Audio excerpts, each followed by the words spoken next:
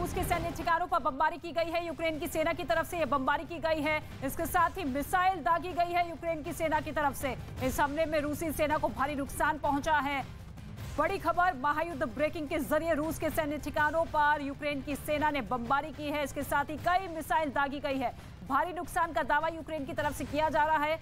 आज इस महायुद्ध का 36वां दिन है और लगातार दोनों देशों की सेना आमने सामने है। और इसी बीच ये बड़ी जानकारी सामने आ रही है जहां यूक्रेन की सेना ने हमला किया है रूसी ठिकानों पर।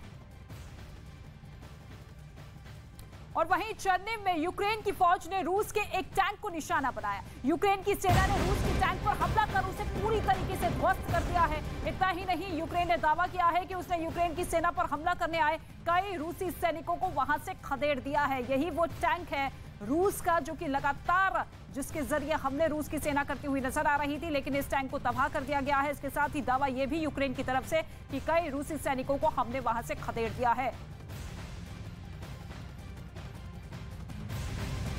और रूसी सेना पर यूक्रेन का बड़ा हमला सामने आया है। इस वक्त की बड़ी जानकारी सामने आ रही है कि यूक्रेन ने रूसी सेना पर बम बरसाए। हमले में रूस के कई हथियार तबाह हो चुके हैं।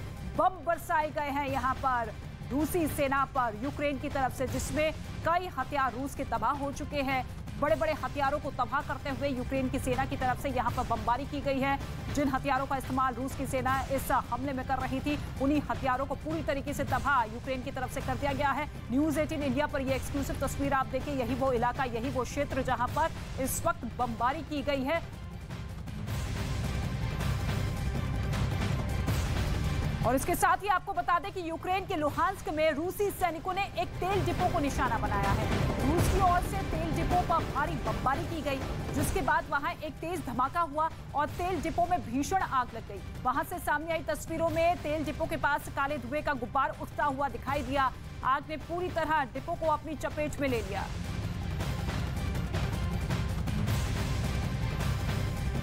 तो रूसी हमले में तेल डिपो पूरी तरीके से तबाह हो चुका है। रूस की बमबारी लगातार जारी है।